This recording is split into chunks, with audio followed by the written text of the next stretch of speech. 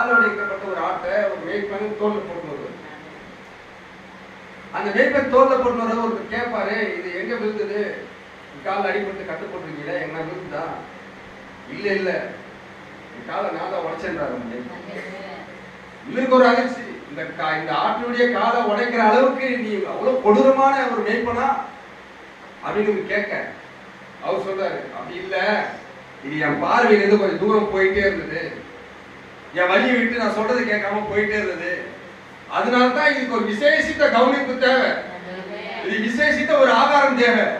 எல்லா ஆடுகளை காட்டிலும் இதை கவனிக்கணும்னா முதல்ல இது காலை உடைச்சாதான் என் தோல் மேல வந்து உட்கார இருக்கல.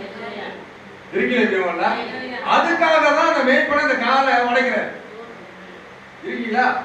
உடைச்சிட்டு கட்டு போட்டு மேல வச்சுக்கிறாரு. எல்லா ஆடும் மந்தையில இருக்குது, இது மட்டும் மேய்ப்பனுடைய தோல்ல இருக்கு. அப்ப வியாதி கஷ்டம் துன்பம் வந்து கதறும் போது நம்ம எங்க இருக்கிறோம்?